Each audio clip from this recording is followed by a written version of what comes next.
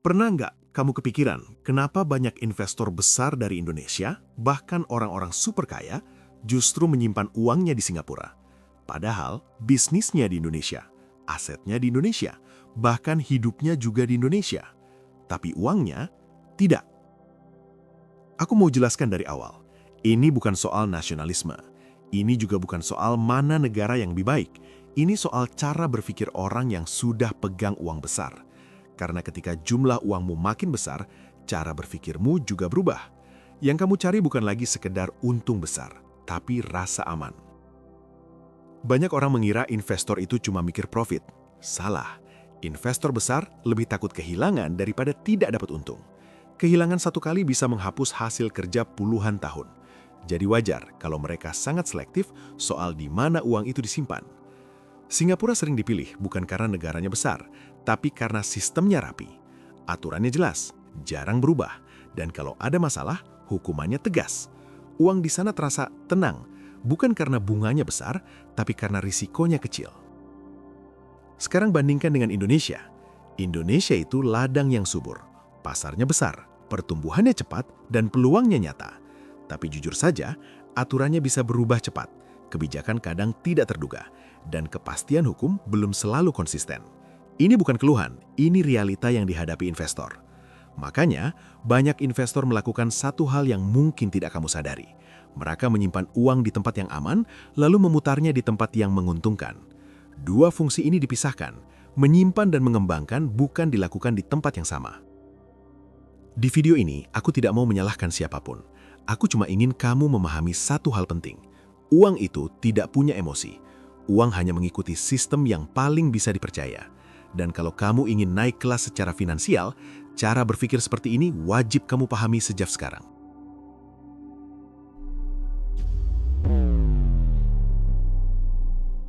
Sebelum kita masuk lebih jauh, aku mau luruskan satu hal dulu. Fenomena penyimpanan uang di Singapura ini bukan cerita rahasia dan juga bukan teori konspirasi. Ini praktik yang sudah lama terjadi dan dilakukan oleh banyak investor, bukan cuma dari Indonesia, tapi juga dari negara-negara lain di Asia. Kamu mungkin sering dengar berita tentang aliran dana ke luar negeri. Banyak orang langsung emosi, menganggap ini sebagai bentuk tidak cinta tanah air. Padahal kenyataannya jauh lebih sederhana. Investor tidak melihat negara dari sisi perasaan, tapi dari sisi sistem. Mereka bertanya satu hal, uang saya aman atau tidak? Faktanya, banyak pengusaha besar Indonesia menjalankan bisnis utama mereka di dalam negeri. Pabriknya di sini, karyawannya di sini, pajaknya juga dibayar di sini. Tapi untuk urusan penyimpanan dana besar, mereka memilih tempat lain. Ini bukan karena mereka ingin lari, tapi karena mereka ingin melindungi hasil kerja kerasnya. Hal lain yang sering tidak dibicarakan adalah skala uang. Ketika uangmu masih kecil, risiko sistem hampir tidak terasa. Tapi ketika uangmu sudah sangat besar, sedikit ketidakpastian saja bisa berdampak besar. Kesalahan kebijakan, perubahan aturan mendadak atau proses hukum yang lama bisa membuat investor rugi, bukan karena bisnisnya gagal, tapi karena sistemnya bermasalah. Di sisi lain, Singapura menawarkan sesuatu yang sederhana tapi sangat penting, kejelasan. Aturan jelas sejak awal, prosesnya cepat, dan hampir tidak ada kejutan. Investor tahu apa yang boleh dan tidak boleh, tahu pajak yang harus dibayar, dan tahu bagaimana menyelesaikan masalah jika terjadi sengketa. Karena itu, banyak investor memisahkan fungsi uang mereka. Ada uang yang dipakai untuk ekspansi bisnis, dan ada uang yang disimpan sebagai pengaman. Uang pengaman inilah yang biasanya ditempatkan di negara dengan sistem yang sangat stabil. Masalahnya, publik sering melihat ini secara hitam putih. Seolah-olah uang di luar negeri berarti tidak percaya pada Indonesia. Padahal yang terjadi adalah pembagian resiko. Bahkan perusahaan multinasional pun melakukan hal yang sama. Mereka menyimpan cadangan dana di negara yang paling aman, lalu beroperasi di negara dengan potensi pertumbuhan tinggi. Di bagian selanjutnya, aku akan jelaskan lebih detail kenapa Singapura dianggap aman oleh investor dan apa yang membuat Indonesia tetap menarik meski punya resiko. Supaya kamu bisa melihat persoalan ini dengan kepala dingin, bukan dengan emosi. Sekarang kita masuk ke pertanyaan pentingnya. Kenapa Singapura sering disebut sebagai brankas oleh investor? Kenapa bukan negara lain yang lebih besar, lebih kaya sumber daya, atau lebih murah biaya hidupnya? Jawabannya bukan karena Singapura menjanjikan keuntungan besar. Justru sebaliknya, banyak investor tahu menyimpan uang di Singapura itu bukan untuk mengejar imbal hasil tinggi. Bunganya biasa saja. Tapi yang mereka beli adalah rasa aman. Singapura punya satu keunggulan utama, sistem yang konsisten. Aturan mainnya jelas dan jarang berubah. Kalau hari ini pemerintah bilang A, 10 tahun lagi aturannya masih bisa diprediksi. Buat investor besar, ini sangat penting. Mereka tidak mau bangun bisnis atau menyimpan dana di tempat yang aturannya bisa berubah mendadak. Lalu soal hukum. Di Singapura, hukum berjalan cepat dan tegas. Kalau ada sengketa, prosesnya jelas, waktunya terukur, dan keputusannya dihormati. Ini membuat investor merasa terlindungi. Mereka tahu kalau ada masalah, uang mereka tidak akan menggantung bertahun-tahun tanpa kepastian. Sistem perbankannya juga jadi alasan besar. Bank-bank di Singapura diawasi ketat, transparan, dan punya reputasi internasional. Investor besar tidak perlu takut uangnya tiba-tiba dibatasi tanpa alasan jelas. Semua prosedur memang ketat, tapi jelas dan profesional. Ini beda dengan ketat tapi tidak pasti. Hal lain yang sering dilupakan adalah stabilitas mata uang. Dolar Singapura dikenal relatif stabil. Bukan berarti nilainya selalu naik, tapi jarang bergejolak ekstrim. Buat orang yang ingin menjaga nilai kekayaan, ini jauh lebih penting daripada sekedar mengejar bunga tinggi. Singapura juga tidak ribet soal administrasi. Buka rekening, kelola aset, atau memindahkan dana lintas negara bisa dilakukan dengan cepat dan efisien. Bagi investor besar, waktu dan kejelasan itu mahal. Mereka tidak mau energi habis hanya untuk urusan birokrasi. Makanya aku bilang, Singapura itu bukan ladang, tapi berangkas. Uang disimpan, dijaga, dan dilindungi. Tidak diharapkan berkembang cepat, tapi dijaga supaya tidak bocor. Dan buat investor besar, menjaga jauh lebih penting daripada menumbuhkan. Di bagian selanjutnya, aku akan jelaskan kenapa meskipun Singapura jadi berangkas, Indonesia tetap jadi tujuan utama untuk mencari keuntungan. Karena disitulah peran ladang sebenarnya. Sekarang, kita bicara Indonesia. Kenapa meskipun banyak investor menyimpan uangnya di Singapura, mereka tetap berbondong-bondong berbisnis di Indonesia? Jawabannya sederhana, karena Indonesia itu ladang, tempat menanam, bukan sekadar menyimpan. Indonesia punya pasar yang sangat besar, jumlah penduduk banyak, kelas menengah terus tumbuh, dan kebutuhan selalu ada. Dari makanan, properti, energi, sampai teknologi, semuanya punya ruang untuk berkembang. Ini yang membuat investor melihat Indonesia sebagai tempat uang bisa tumbuh lebih cepat. Return di Indonesia juga relatif tinggi. Banyak bisnis yang kalau dijalankan dengan benar, keuntungannya jauh di atas negara yang sudah terlalu matang. Risiko memang lebih besar, tapi sebanding dengan potensi hasilnya, inilah yang dicari investor ketika ingin mengembangkan modal, bukan menyimpannya. Tapi aku juga harus jujur, Indonesia bukan tempat yang sempurna untuk menyimpan uang dalam jumlah sangat besar. Bukan karena negaranya buruk, tapi karena sistemnya masih berkembang. Aturan bisa berubah, kebijakan bisa berganti mengikuti situasi, dan proses hukum kadang tidak secepat yang diharapkan investor. Masalah lain adalah kepastian. Investor besar tidak suka kejutan. Mereka ingin tahu dari awal apa yang akan dihadapi.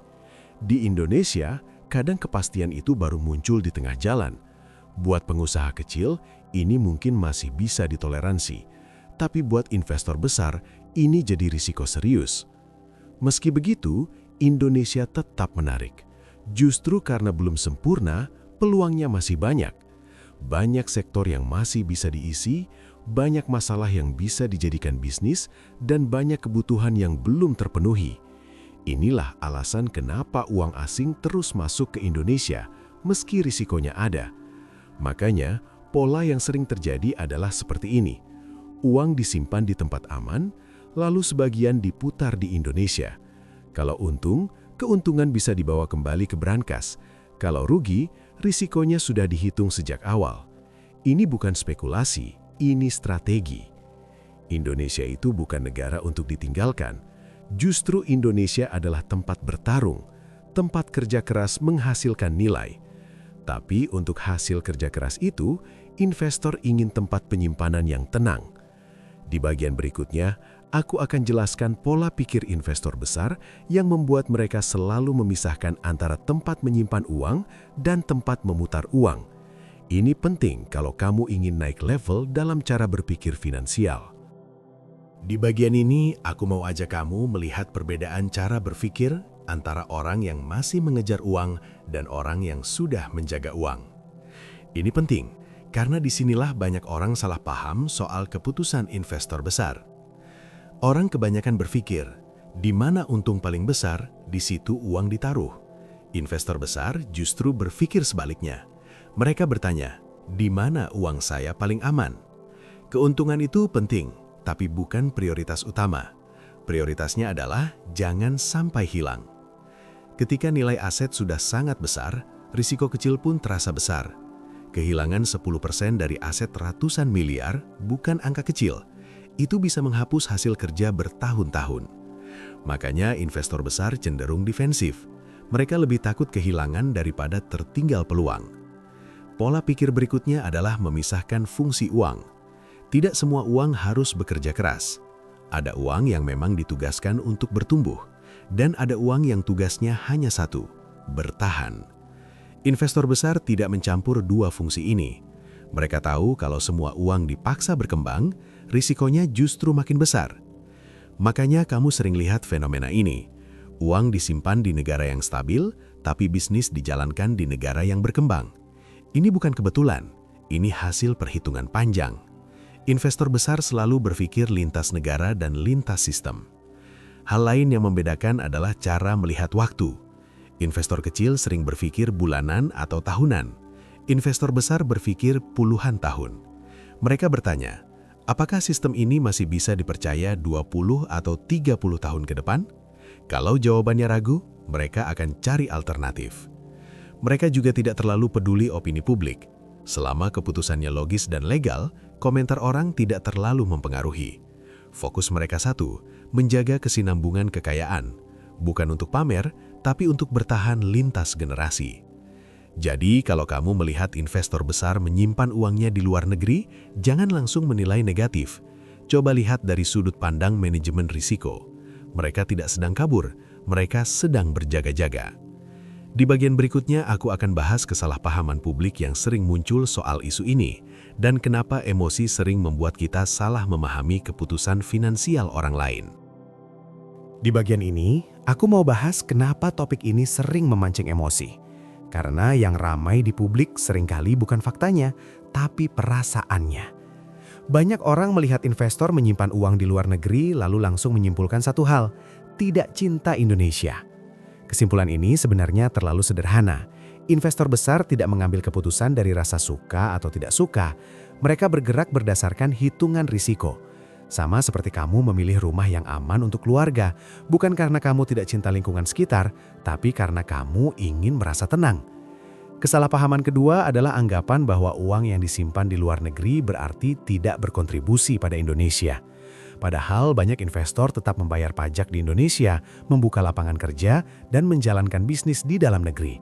Uangnya boleh disimpan di luar, tapi aktivitas ekonominya tetap di sini. Banyak juga yang mengira investor sengaja melarikan uang. Padahal sebagian besar proses itu legal dan diawasi. Mereka tidak sembunyi-sembunyi, justru dilakukan lewat sistem resmi, perbankan internasional, dan laporan yang jelas. Ini bukan kejahatan, ini strategi keuangan. Kesalahpahaman lain adalah membandingkan kondisi investor besar dengan masyarakat umum. Orang dengan aset kecil tentu punya pertimbangan berbeda. Tapi ketika skala uang sudah besar, tanggung jawabnya juga besar. Bukan hanya untuk diri sendiri, tapi untuk karyawan, keluarga, dan keberlanjutan bisnis. Masalahnya, diskusi publik sering berhenti di emosi. Kata-kata seperti tidak nasionalis atau tidak percaya negara sendiri mudah dilontarkan tanpa memahami konteks. Padahal investor besar justru ingin bisnisnya panjang umur, dan untuk itu mereka butuh sistem yang bisa diprediksi. Perlu dipahami juga, hampir semua perusahaan besar dunia melakukan hal yang sama. Mereka menyimpan cadangan kas di negara yang stabil, bukan di negara operasionalnya. Ini praktik global, bukan fenomena khusus Indonesia. Jadi, daripada sibuk menyalahkan, lebih sehat kalau kita bertanya, apa yang membuat sistem dipercaya? Karena ketika sistem kuat, uang akan datang tanpa dipaksa. Dan ketika sistem lemah, uang akan pergi meski diminta. Di bagian terakhir nanti, aku akan ajak kamu refleksi, bukan soal negara mana yang lebih baik, tapi soal bagaimana cara berpikir yang lebih dewasa dalam melihat uang dan risiko. Di bagian ini, aku tidak mau menggurui. Aku cuma ingin kamu berhenti sebentar dan mikir. Karena topik ini sebenarnya bukan cuma soal Singapura atau Indonesia, tapi soal cara kita memperlakukan uang dan risiko dalam hidup kita sendiri. Coba jujur ke diri sendiri. Kalau hari ini kamu punya uang sangat besar, hasil kerja keras puluhan tahun, apa yang paling kamu cari? Untung cepat atau rasa aman? Banyak orang bilang mereka berani ambil risiko, tapi itu karena yang dipertaruhkan masih kecil. Ketika yang dipertaruhkan besar, cara berpikir otomatis berubah. Aku juga ingin kamu sadar, naik level finansial itu bukan cuma soal nambah penghasilan, tapi soal mengubah mindset. Dari mindset mengejar ke mindset menjaga. Dari mindset berani nekat ke mindset berani menahan diri. Kamu mungkin belum berada di posisi investor besar, tapi pola pikir mereka bisa kamu pelajari dari sekarang. Misalnya, jangan taruh semua uang di satu tempat, jangan mengandalkan satu sumber penghasilan, dan jangan menganggap semua risiko itu sepele hanya karena belum pernah kena. Refleksi lainnya adalah soal emosi. Banyak keputusan keuangan hancur bukan karena hitungan salah, tapi karena emosi yang tidak dikendalikan. Marah, iri, atau sentimen nasionalisme yang tidak dibarengi logika sering membuat kita menilai sesuatu secara tidak adil. Aku tidak bilang kamu harus meniru semua langkah investor besar. Kondisi kita berbeda, tapi memahami alasan di balik keputusan mereka akan membuat kamu lebih dewasa dalam melihat uang. Kamu tidak gampang terpancing narasi yang menyederhanakan masalah yang sebenarnya kompleks. Hal penting lain yang perlu kamu renungkan adalah soal waktu. Investor besar berpikir jangka panjang. Mereka bertanya, apa yang terjadi 5, 10, 20 tahun ke depan? Sementara banyak orang terjebak di hasil cepat hari ini. Padahal keberlanjutan itu lebih penting daripada kecepatan. Jadi setelah menonton video ini, aku harap kamu tidak cuma dapat informasi, tapi juga sudut pandang baru. Bahwa uang itu perlu dikelola dengan kepala dingin. Bahwa sistem, kepastian, dan risiko adalah bagian dari permainan yang tidak bisa diabaikan. Di bagian penutup, aku akan simpulkan semuanya dengan sederhana, supaya kamu bisa membawa satu pesan utama yang benar-benar kamu pahami, bukan cuma kamu dengar. Sampai di sini, aku harap kamu bisa melihat gambaran besarnya dengan lebih tenang. Ini bukan cerita tentang negara mana yang lebih hebat, dan bukan juga tentang siapa yang benar atau salah. Ini cerita tentang bagaimana uang diperlakukan oleh orang yang sudah lama bermain di level besar. Singapura dipilih sebagai tempat menyimpan uang bukan karena menjanjikan kekayaan, tapi karena menawarkan ketenangan. Indonesia dipilih sebagai tempat berbisnis karena menawarkan peluang. Dua hal ini tidak saling bertentangan, justru saling melengkapi. Investor besar tidak berpikir hitam putih. Mereka tidak menaruh semua harapan di satu tempat. Mereka membagi risiko, memisahkan fungsi uang, dan berpikir jauh ke depan. Bukan karena takut, tapi karena mereka paham satu hal, menjaga lebih sulit daripada mencari. Kalau hari ini kamu masih fokus mengejar penghasilan, itu wajar. Tapi seiring waktu, kamu akan sampai di fase di mana menjaga hasil kerja jadi sama pentingnya. Dan ketika momen itu datang, cara berpikirmu harus ikut naik kelas. Aku tidak berharap setelah video ini kamu langsung setuju dengan semua yang dibahas. Tapi kalau kamu jadi lebih memahami alasan di balik keputusan investor besar, itu sudah cukup. Karena pemahaman selalu jadi langkah awal sebelum perubahan. Kalau menurut kamu pembahasan seperti ini penting dan jarang dibahas secara jujur, kamu bisa subscribe dan bagikan ke orang-orang terdekatmu. Bukan untuk memihak, tapi supaya kita semua belajar melihat uang dengan sudut pandang yang lebih dewasa. Terima kasih sudah menonton sampai akhir, kita lanjut di pembahasan berikutnya.